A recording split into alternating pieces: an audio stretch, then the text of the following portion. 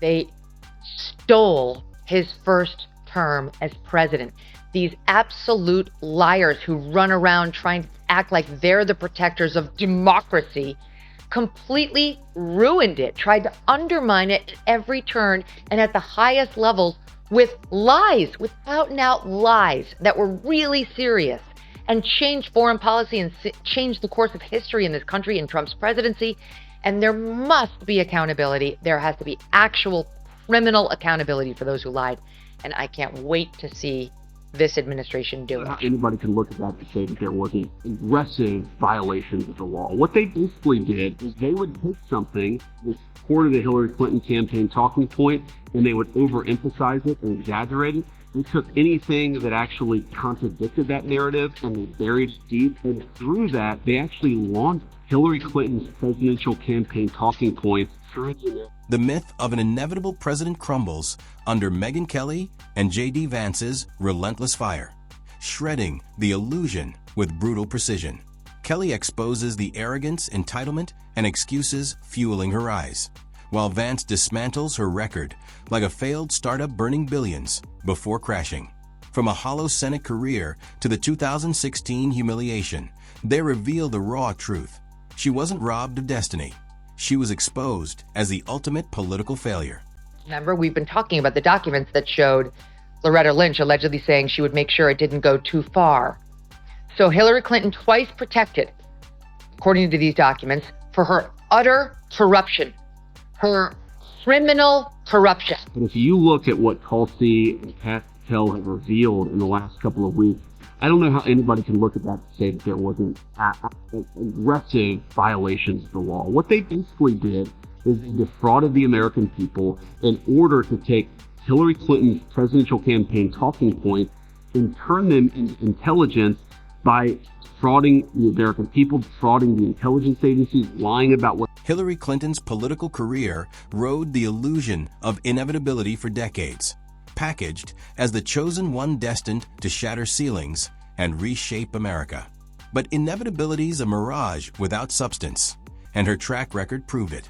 Megyn Kelly rips into her manufactured image, stripping the polish to reveal an overhyped, underperforming politician. Her strength wasn't leading, but surviving scandals. Each arena step brings victories overshadowed by a tsunami of baggage, mistrust, and miscalculations so epic they belong in textbooks on campaign flops. Okay, well, first of all, she didn't say he was an illegitimate. Yes, she did. Can you tell me exactly what she said? She said those exact words repeatedly. Okay, I mean, she conceded the election. Whether you're interpreting her disappointment at losing it as the same thing as Trump not conceding it, I don't know that's where you're getting it from. But again, it's a tremendous false equivalency. You could ask Hillary Clinton right now who won that election. She will tell you. If you're enjoying this, hit subscribe and tap the bell.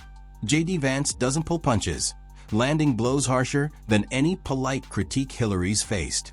He calls her a politician, assuming Americans are too naive to see the rot behind her speeches.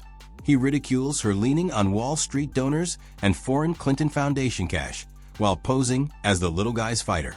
Vance hammers the irony of her women's voice pitch, running a cold, robotic, inauthentic operation that alienated even her base. To him, she's the ultimate case study. Power without authenticity is a hollow crown. To try to silence him and shut him up. And then consider, just yesterday, one of the chief surrogates of Kamala Harris's campaign is Hillary Clinton. And you know what Hillary Clinton said yesterday? She said that misinformation should be met with criminal penalties. That we ought to throw people in jail and silence them if they say something that Hillary Clinton disagrees with. In the eye, it was such a jaw dropper. Watch. Hillary Clinton, of course, is the original election denier. I'm sure you voted for her in 2016. Well, she's not an election denier. She absolutely was the OG election denier.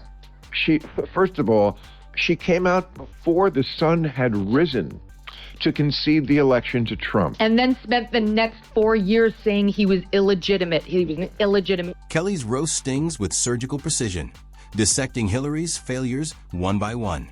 Her Senate career, Forgettable as a press release, no landmark laws, no reforms, just space filling. As Secretary of State, promised leadership dissolved into disasters, Libya's chaos, Benghazi's scandal leaving families unanswered, and the private email server turning her into a national joke. Megyn paints her as mistaking proximity to power for competence, with a record proving she was never ready for the roles she chased. Politics for a minute. Hillary Clinton is back doing a late night tour. She spoke with Jimmy Fallon, and she had some thoughts on this boiling down to Trump versus Biden again. What do you say to voters who are upset that those are the two choices?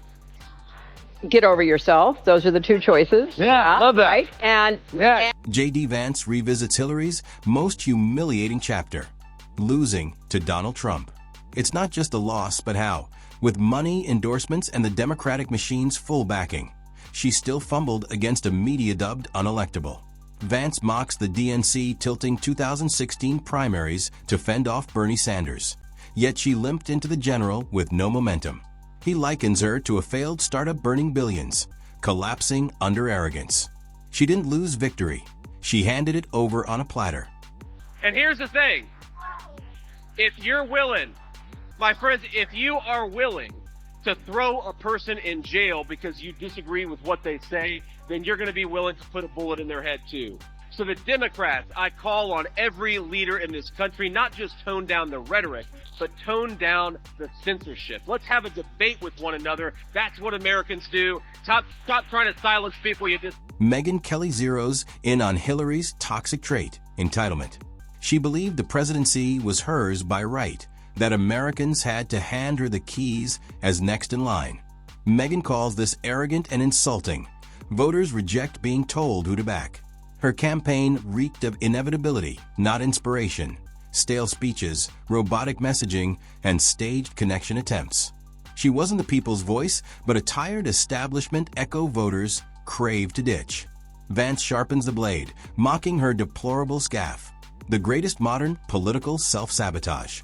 Insulting millions while seeking their votes wasn't strategy, it was delusion. Just for the record, and our audience knows this, and you guys, just for the record, let's play stop that. I do think that he knows that he's an illegitimate president. I believe he knows he's an illegitimate president.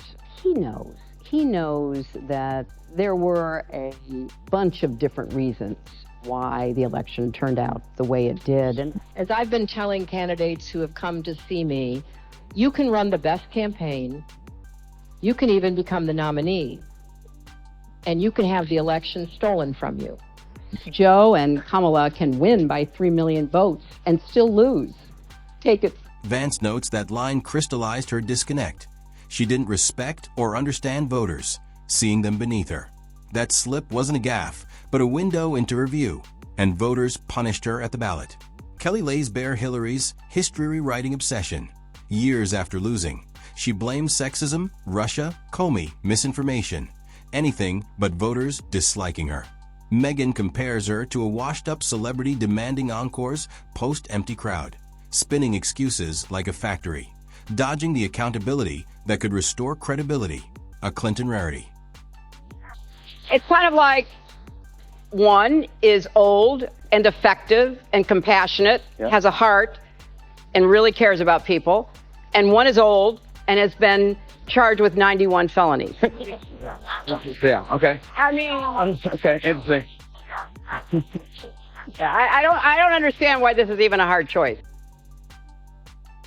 Get over yourself. You don't matter. Do what's right for the global citizenry, which is clearly to elect the compassionate one with the heart. The guy who skipped Officer Diller's funeral, that fallen cop, got shot by somebody who'd been under arrest for 21. Kelly returns, tearing into the Clinton brand.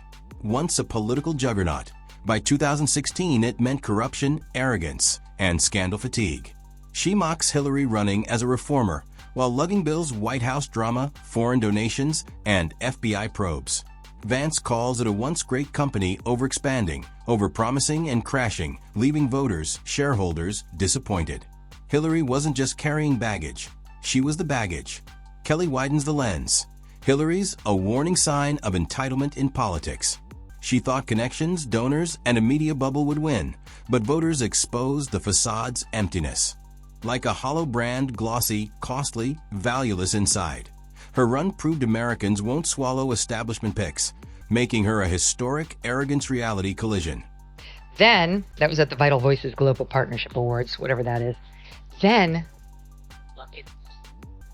she put out this mug. We'll put it on the screen. You can see it here on my notes. Yeah. You've seen this? I haven't seen it. I see a little. It's a mug that's got like an outline of her, and she's sipping a coffee, and it reads, "Turns out she was right about everything." My God. She tweeted it out, writing, or on Insta, "We recently had some new merch made based on a phrase I hear a lot." Kelly lands the knockout punch. Hillary's legacy isn't broken barriers, but squandered chances. With money, media, connections, and decades of experience, she lost, twice, to men her allies deemed unqualified. That's not history's injustice, it's her incompetence. Vance argues her tale isn't sexism or misfortune, but a masterclass in power, without authenticity, collapsing under pressure. The Hillary model isn't leadership. It's a cautionary tale for those owed success without earning it. Kelly slams the door, declaring no TV reappearance, or insistence changes the bold truth. Hillary isn't destiny denied, but dodged. Her brand is failure, record defeat, legacy losing where winning seemed sure. Very different ballgame today than it was even 4 years ago, never mind 8 or 10 years ago when she was doing all this. And back to Hillary, you know, the whole, she has a hat she's tweeted herself out wearing, but her emails. She's tried to turn it into this ridiculous joke, like, oh, but the moon landing, like you nutcases who are still railing about this made-up scandal, this thing that, you know, you've used to try to unfairly tar me. She did need to distract from that email scandal, which was around her neck like an albatross. Trust me, we were covering it every night on the The brutal reality? She'll never be the first female president, but the most overhyped, under-delivering candidate in American history. Thanks to Kelly, that truth's unrewritable, despite her excuse spinning. Yet, her wildest move is clinging to relevance, as if one more interview or podcast might prove her right. It's a bad sequel nobody asked for, and Kelly highlights this desperation with biting precision. Hillary can't accept history's harsh verdict. She's no icon, but the politician who lost an unlosable race. Vance adds her graceless refusal to exit mirrors failed leadership. Business leaders botching launches twice step aside, letting fresh ideas rise. Hillary demands another shot, exposing arrogance and stunting her party. Each reappearance recalls 2016's failure, turning a coronation into a catastrophe. A minute on Hillary Clinton. Speaking of evil. Yeah, exactly. Who amazingly, has been out there celebrating the Trump conviction. Now, we played this the other day, but I'll show it to the audience if you missed it. SOT 3. Here she was after he was convicted at a speech. Thank you. Thank you so much. Anything going on today?